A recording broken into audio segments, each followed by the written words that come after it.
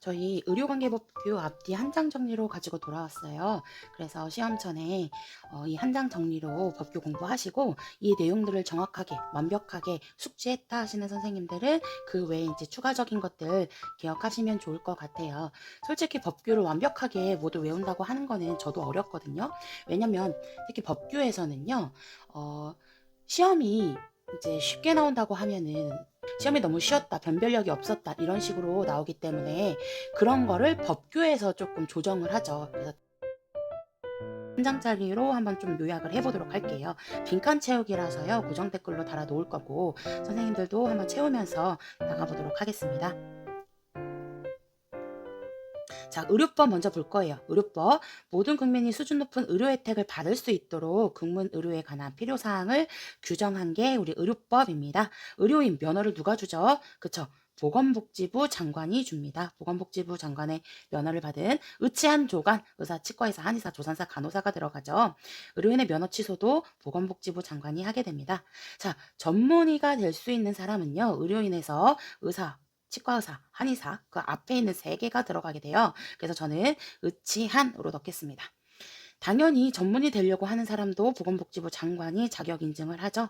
자, 의료기관은요. 의료법에 의한 의료기관은 의료인이 공중 또는 특정 다수인을 위해서 의료와 조산업을 하는 것을 이야기합니다. 우리 의료기관에는요. 의원급과 병원급이 있죠. 의원급은 당연히 외래 환자 대상, 병원급은 입원 환자 대상이죠. 총 몇 개가 있어요? 그쵸? 의원급, 병원급 합해서 총 10개가 있고요. 원래 예전에는 9개였지만 여기에 정신병원이 추가가 되면서 10개가 됐다고 했습니다. 종합병원은 몇 개 이상? 종병 해서 우리 종병 하잖아요. 병원, 종병 앞에 1만 붙여요. 100병상. 상급 종합병원은 5성급 호텔 생각하시면 돼요. 500병상. 기억하시면 될 것 같아요. 자, 이제 전문병원 볼게요. 전문병원은요. 병원급 중에서 전문병원이라고 했으니까 병원급이에요. 의원급 아닙니다. 특정 진료 과목이나 특정 질환에 대해서 병원을 지정하는 건데 당연히 보건복지부 장관이 지정하고요. 평가 3년마다 합니다. 간호간병 통합 서비스 제공은 누가 하죠? 간이에요. 간호간병 통합 서비스 간호사, 간호조무사, 간병 지원 인력 그 세 분이 제공을 하는데요. 당연히 입원 환자 대상이겠죠. 보호자 상주 안 하고요. 방금 얘기한 간이 제공한다. 의료인이나 의료기관 개설자는 진료나 조산 요청을 받으면 정당한 사유 없이 거부하지 못합니다. 자, 의료인은요. 응급 환자에게 무슨 처치를 해야 할까요? 그렇죠. 최선의 처치를 해야 합니다. 의료법에 명시하고 있어요. 응급 환자에게 이게 우리가 모의고사나 아니면은요 우리 두꺼운 은하출판사 문제집 풀어보신 분은 아시겠지만 응급 환자에게 응급처치 아니죠. 최선의 처치를 해야 한다. 의료법에서 그렇게 명시를 하고 있어요. 자, 그 다음에요. 진단서, 검안서, 증명서 작성해서 교부할 수 있는 사람은 의료인은 의치한 조간, 서류를 쓸 수 있는 사람, 진단서, 검안서, 증명서 작성할 수 있는 사람은 의사, 치과의사, 한의사가 들어가게 되겠죠. 자, 처방전을 작성할 수 있는 사람은 누구예요? 의치한 조간, 의치. 한의사는요, 자기가 약달이잖아요. 자기가 약달에서 주잖아요. 처방전이 왜 필요해요? 그쵸? 의사와 치과의사. 처방전은요, 2명이 작성한다. 2년 보관, 두부 작성. 222예요, 다. 그래서 의사, 치과의사가 처방전 작성하고 환자에게 두부 발급. 보관은 2년 보관. 그 다음에요. 의료인이나 의료기관 종사자는 의료를 하면서 알게 된 다른 사람에 대한 정보를 누설하거나 발표할 수 없습니다. 다른 사람은요. 제3자니까요. 3년 이하의 징역, 3천만 원 이하의 벌금 이렇게 암기하자고 했습니다. 자, 수진이와 진수 10년 친구예요. 진료기록부, 수술기록부. 수진이와 진수는 10년 친구. 이게 작년 하반기에 둘 중에 하나가 나왔죠. 사실 이 기록지에서 이것들은 단골 문제이기 때문에 꼭 기억을 해주시고요. 자, 처방전은 제가 아까 몇 년 보관이었죠? 2년. 진단서 글자가 몇 글자예요? 진단서 3년. 나머지 문서들은 5년. 자, 의료인은요. 최초 면허 받은 후부터요. 3년마다 취업 상황을 보고하죠. 보건복지부 장관에게 신고합니다. 자, 의치한 의사, 치과에서 한의사, 조산사는요. 사체를 검안해서 변사한 것으로 의심된 때는요.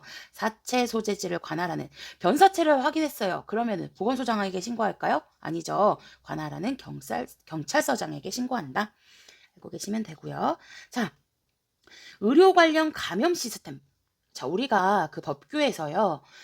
감염병과 관련된 것들에서는 대부분 질병관리청장이 주관해서 하는 것들이 많습니다. 그래서요, 의료 관련 감염 시스템 그쪽 운영할 수 있는 사람은 질병관리청장. 어떤 특정한 지역에서 특정하게 이제 의료를 진행할 수 있게 면허를 부여하는 한지 의치안이 있었어요. 치과의사 한의사도 보건복지부 장관이 면허 취소하고요. 그 지역에서 벗어나게 돼서 의료를 제공했다 하면은 면허 박탈당할 수 있다고 얘기했습니다. 의료 유사업자는요, 적골사, 침사, 구사를 이야기합니다. 안마사는 시도지사가 자격 인증을 해주죠. 이 의료 유사업자도요, 사실 시도지사가 자격 인증을 해주거든요. 자, 그 다음에요, 감염병 볼게요. 자, 제가 아까 전에요, 감염병은 거의 누가 주관해서 한다고 했죠? 그렇죠? 질병관리청장 여기 들어가시면 되고요. 성매개 감염병은 성접촉으로 인해 전파되는 거고, 성화감, 임질, 클라미디아가 들어가고, 필수 예방접종인 사람 유두종 바이러스도 들어가게 됩니다. 자, 세계보건기구 감시대상 감염병, 국제공중보건사태, 비상사태에 대해서, 자, 제가 이거는 뒤에 끝까지 안 적어놨죠. 왜 그러냐면요, 혹시나 감염병에 관련된 용어들에 대해서 지금 설명하는 게 뭔지 고르라고 나오는 게 있어요. 그러면 일일이 외우기보다는 그 특징적인 키워드를 암기하게 되면 쉽게 고를 수가 있거든요. 그래서 국제공중보건 사태 야기시킬 수 있다 하면 세계보건기구 감시대상 감염병이고요. 자, 그럼 세계보건기구 뭔데요? WHO죠. 자, 그래서 WHO 얘기하면서 이게 영어로 후니까 너 누구야? 4885 너지? 해서 4885 1948년에 출범했다고도 제가 연도 있는 거에다가 얘기해놨죠. 연도. 자, 그 다음에요. 감염원을 추적하고 원인을 규명하기 위해서 하는 거. 추적한다 하면 무조건 역학조사가 들어가게 됩니다. 그 다음에요. 기생충 감염과 관련된 거. 당연히 여기 앞에 기생충 감염병 나오면 되고요. 고의 또는 테러 여기 나왔어요. 그럼 뭐예요? 생물 테러 감염병. 자, 오른쪽으로 갑니다. 동물과 사람 간의 정답이 나왔어요. 동물과 사람. 그 사람은 금수만도 못해 해서 숫자가 짐승 숫자예요. 인수 공통 감염병. 의료 관련 감염병은요, 환자나 임산부 의료행위 적용받을 때 어쩌고 저쩌고 하는 게 의료 관련 감염병이에요. 자, 그러면 제가 지금 이제 전범위 자료들이랑 막 이런 것들 올려드리고 있어요. 제가 꼼꼼하게 보신 선생님들은 아마 기억을 하실 건데, 자, 모자보건법에서 정의하는 임산부의 정의는 뭐죠? 그렇죠. 현재 임신 중이거나 분만 후 몇 개월 미만? 분만 후 6개월 미만, 이거 기억하시죠? 자, 그 다음에 감염병 환자, 감염병 의사 환자, 뭐 병원체 보유자 이런 말들 나와요. 감염병 환자라고 하면 말 그대로 증상을 보이는 사람이에요. 감염병 의사 환자는 의심되는 사람이고요. 병원체 보유자는요, 병원체를 말 그대로 보유하고 있어요. 증상은 없습니다. 예방접종 후 이상 반응은 예방접종을 하고 나서 이후에 시간적인 관련성이 있는 거를 예방접종 후 이상 반응이라고 얘기해요. 자, 여기서 문제 한번 내볼게요. 밑에 가서 어차피 나오긴 하는데요. 보건소장님이 예방접종 후 이상 반응자 명부를 보관하고 계시잖아요. 몇 년 보관하였어요? 그쵸. 제가 수진이와 진수 10년 친구라고 해서 진료기록지, 수술기록지도 10년 보관이지만요. 예방접종 후 이상 반응자 딱 10글자거든요. 그것도 10년 보관하는 거 같이 기억해 주시면 됩니다.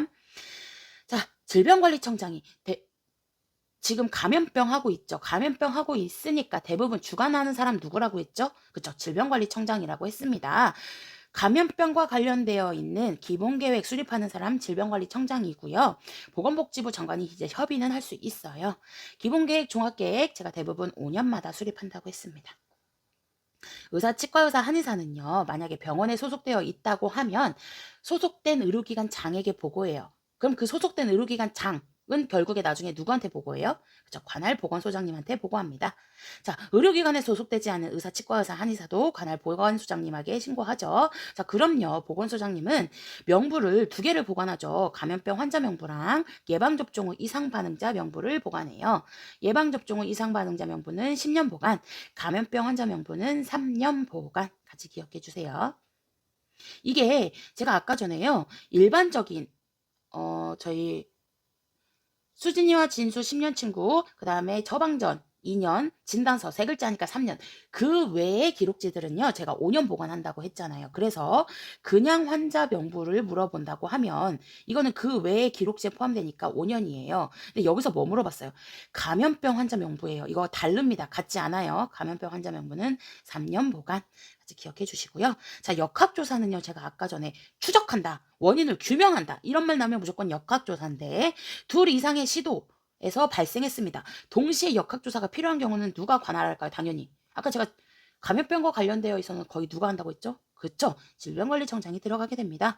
관할 지역이라고 나오면요. 시도지사나 시장, 군수, 구청장이 하게 되는 거죠. 자, 그래서 예를 들어요. 자, 어떤 특정 지역에서 감염병이 발생했습니다. 그 관할 지역의 역학조사를 주관하는 사람 누구예요? 시도지사나 시장, 군수, 구청장 기억하시면 되고요. 성매개 감염병은요.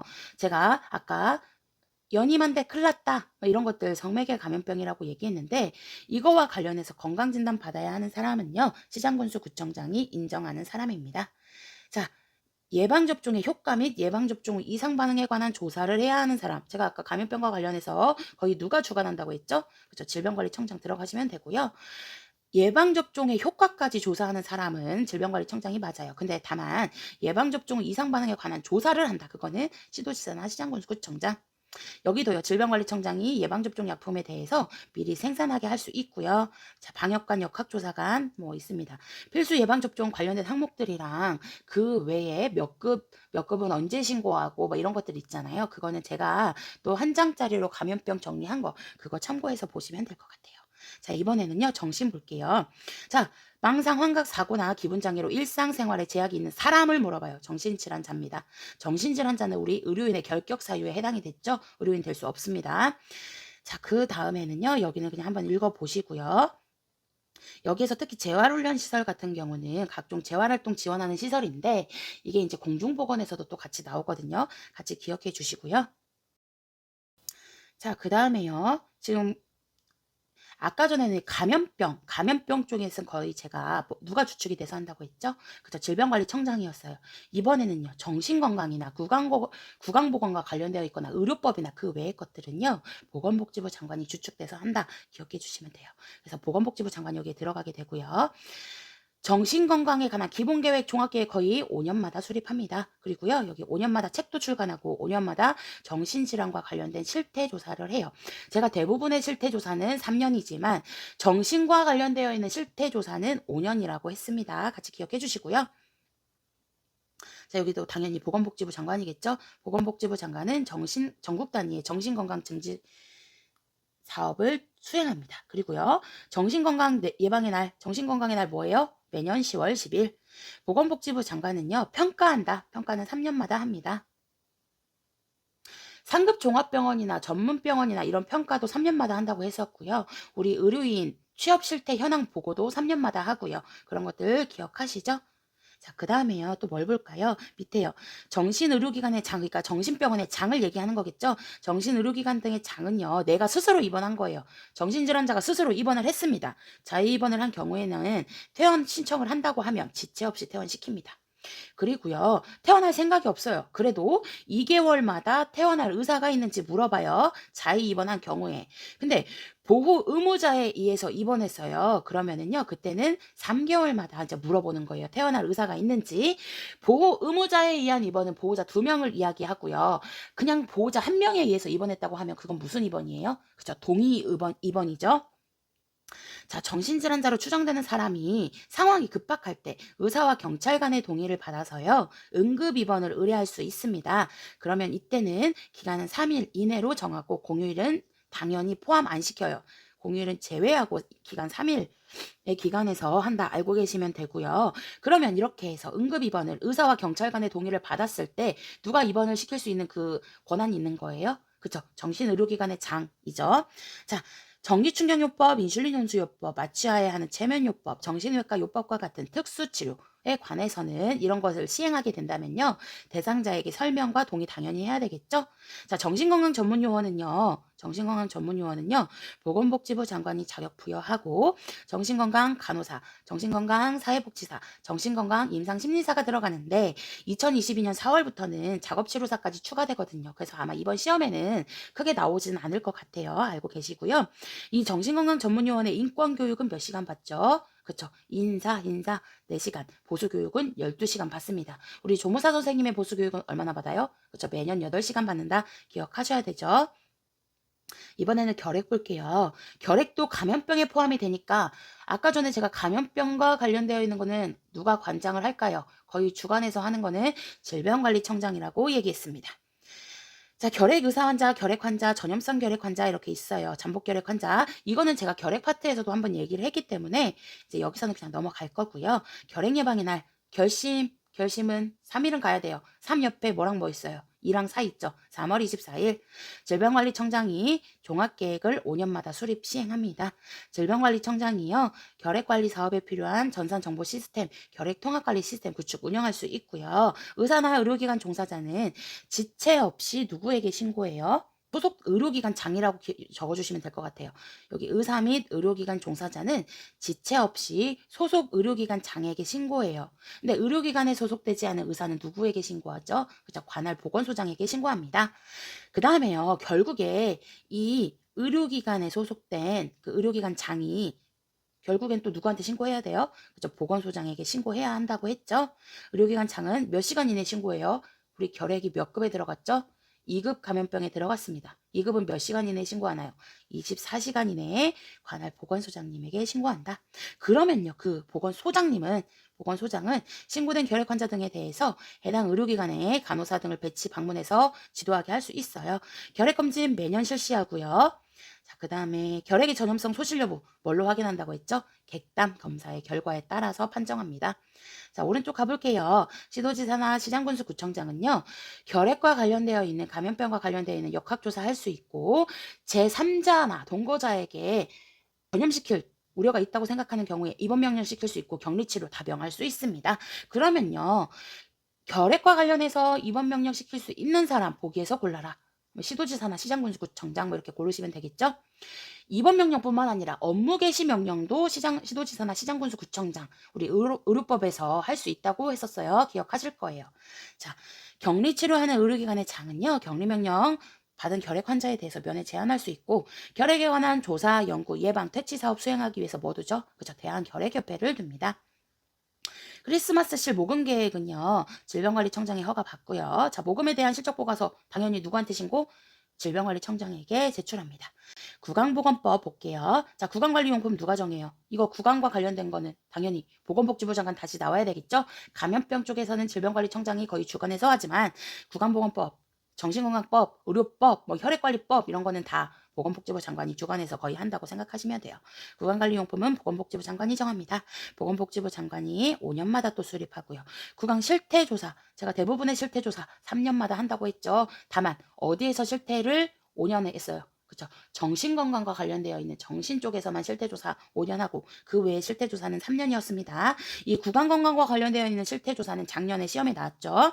자, 불소 제재 수돗물 불소 농도 0.8 ppm 꼭 알고 계셔야 되고요. 최저가 0.6이고 최대가 1이기 때문에 이게 적정 수준을 물어본다고 하면 0.8에서 1까지 보기도 해요. 그래서 0.8 수치 꼭 기억해 주시고 불소용액의 농도 매일 양치한대요. 양치액이 0.05 주 1회 양치한대요. 그럼요. 농도가 좀 더 짙어야 되겠죠. 0.2 이것도 작년에 시험 나왔죠. 0.05 나왔죠. 불소 도포 사업에 필요한 불소 도포 횟수는 6개월에 한 번 한다. 불소가요. 어찌됐든 구강과 관련되어 있는 거잖아요. 이거 기초 치과에서도요. 치과 점검기구 같은 거 6개월에 한 번 한다. 이런 거 아마 배우셨을 거예요. 자, 혈액관리법 이제 마지막 볼게요. 부적격 혈액을 발견했을 때 폐기 처분하고 그 결과 누구한테 보고? 보건복지부 장관에게 보고. 부적격 혈액은요. 폐기 처분하기 전에요. 즉시 폐기한다 나오면 틀립니다. 발견된 즉시요. 적격 혈액과 분리된 공간에 잠금장치 별도의 격리 공간에 보관하고요. 혈액 용기 겉면에 왜 이게 부적격 혈액으로 확인이 됐는지 사유를 기재해 주죠. 혈액관리 업무 아기가 자꾸 바빠 죽겠는데 공 가지고 보채요. 공보채. 공급 업무, 보존 업무, 체열 업무 한다. 전열은요, 400ml, 성분은 500, 두 종류 이상 600cc 이렇게 해서 뽑을 수 있고요. 혈액제제 운송 및 수령 확인서 두부 작성 3년 보관. 제가 어떤 서류에서 이 사람도, 그러니까 주는 사람도 받고 받는 사람도 받는 게 있잖아요. 그런 서류들은 두 개를 작성해요. 대표적으로 처방전이 그랬죠. 처방전은 두부 작성 2년 보관, 혈액 제제와 관련된 운송 및 수령하기 전은 두부 작성 3년 보관 얘기했습니다. 특정 수혈 부작용으로 인한 사망 시에는 보건복지부 장관에게 즉시 신고합니다. 즉시 신고. 우리 혈액 제제는요, 여러 가지 있어요. 뭐 신선동결 혈장도 있고요. 농축 백혈구, 농축 적혈구 막 있거든요. 다만 없는 거 있어요. 모의고사 풀어보신 선생님들은 아실 거예요. 농축 혈색소나 칼슘 제제 없습니다. 헌혈자에게 체열 전에 시행하는 건강진단에 관한 혈당 검사 시행 안 하고 산소 포화도 검사 시행 안 합니다. 여기까지 해봤고요. 제가 지금 좀 목소리 상태가 좋지 않아서 조금 듣기 힘드실 수도 있어요. 그래서 좀 죄송하고요. 자, 여기 앞뒤 한 장 정리로 끝나는 법규 여기서 마치겠습니다.